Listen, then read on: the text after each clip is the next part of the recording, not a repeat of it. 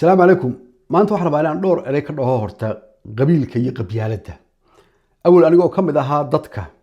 أورنجري ونا هايستي إنه قبيل كونك سيء هاي لاكيسه قبيلة ده يحون هنا. مركا أنا كدبوا فيري ونا أجي وحن كانوا قناعيا إن أنا وهايسته وانكو سنة يا ولي بنا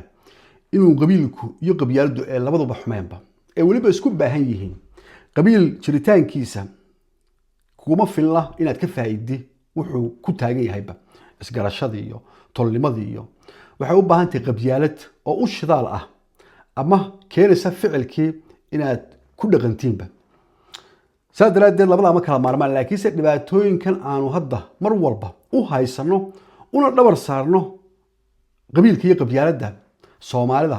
inay wadankoodii ka soo qaxeen inay wada degnaan kareen inay uqdad iyo xumaato isu geysteen qabiil iyo qabyaalad daraadeed ayaa laba barmaanta inaan dhan kale inaga tuso dhankan hadda ka arkaan ugu waxaan aaminsanahay waliba inuu fikirkaas inuu qabiilka xun yahay ama qabyaaladu xitaa xun tahay inuu isla fikirkaas noo diidayo inaanu ka baxnaa dhibaatooyinka aanu ku tuhmayno qabiilka iyo qabyaaladu waxaan ugu hayaanba waayo xumaatada aanu qabiilka iyo qabyaaladda hadda u haysano inay noo geysanayaan ka soo qaadba carabtii بريء يكون دين تسوق قارن كهر هيروي قبيلة سكول لين شريمبا معد بعد هذا ما أنت وحاهد حلقي قبيلة ذي تشاهد ذا معد بعد ما أنت هذا عربتي وحاهد سكول لين شرين قبيلة يريرهم وحلو بحيب حلقي تشاهلقا حلقي عوان ماذا حلقي بلاد دين توحى جميع هان تلبى الوشة بدي حلقي مقدقة يو بلاد دين تبا وضمنا قلباتك يوروبيانكا مركي يكون xilligii 1500 ay ku jireen mugdiga ee Soomaaliya shidneed waxay u bixin xilligii mugdiga uma bixin xilligii qabiilka iyo qabyaaladda uma bixin xilligii reeraha isku duuli jireenba anaka maanta waxa noo diidan kaliya inaanu aqbalnaa inaysan ahayn qabyaalad iyo qabiil waxaan isku dilaynay inay tahay jahli iyo xilli mugdi iyo diin daro inaan ku jirno haddii tama maqasheen inaanu maanta diin darro iyo jahli iyo mugdigan aanu ku jirno ugu sababayno inay qabyaalad tahay nooga dhow waayo markaas waxaanu haysananaa inaanu isku shaabadayno islaamnimadii iyadoo laga guuray wixii islaamnimada dhanba diinta oo wanaag ku faraysa oo ku dhahaysa dad masaakiin ha dilin oo ku faraysa colaad ah isku qaadina oo ku amraysa cadaalad ku wada dhaqma waxaasoo dhan inaad isku girti oo qiritaan kale ilaahay ka bacdi naxariis naloo soo dejiyo oo uu mugdigana naga saaro maadaama marka aan xaqii qirno inaanu ka leexanay ayaa keenaysa inaan ilaa maantada 40 sano ku dhow sidii caruurtii Israa'iil markii ay Nabi Muuse ku dhaheen warana ku gali meena dadka xoog waaweyn awood leh lama dagaaltami karnaa xagan baan barada dhulka dhigaynaa orad adigoo ilaahay meesha galo soo dagaala markaad soo dagaashiin ayaanu gali doonaa anaku noo soo mariya meeshaas waxaanu dhaanaa dadkaas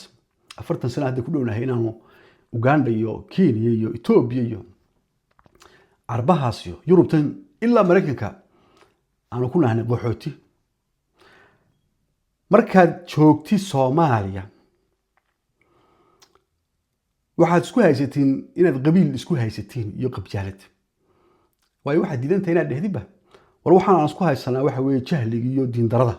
xaqi baan ka leexanay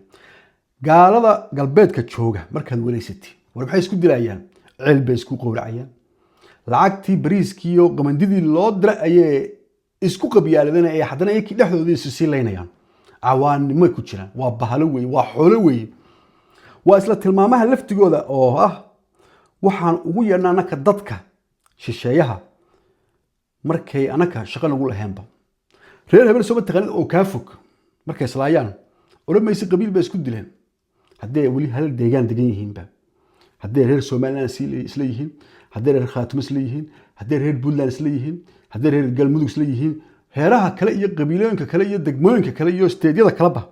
ma dhahaan Galmudug waxa la isku dilayaa qabyaalad Soomaaliland qabyaalad baa la isku dilayaa laakiin reeraha iyaga dhex degan steedyadaas وحلي ريركاسي ريركا يكو حدث لا ريركي ayaa isqabyaaladeenaya laakiin reeraha kale ka degan isteedada kale waxay kuwaas waa cawaan weeye jaahiliin weeye war waa bahalo weeye sababtoo ah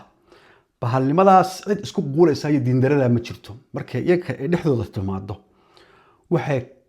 ka door bidayaan gaalnimadaas iyo mugdigaas inay ka dhahaanba waan isqabyaaladeenaa waanan isla dhiiqadaysananaa qabiil awgeeda taas way hadda aragtideedii hadda ay ku salaysan tahay oon kaga guuray inaan u cudur daaro dhibaatada Soomaali dhex taala oo ah inaan Ilaahay ka fogaano inaanu diintii meel kaga dhacnin oo lunnay oo Ilaahay u lownay waxa soo dhan inaan ku astro inay qabyaalad tahay qabiilba qabiilka iyo qabyaaladda oo Ilaahay doo sameeyna isku garanno isku kala qabanno ayaan meel kaga dhacayna xataa wassalaamu calaykum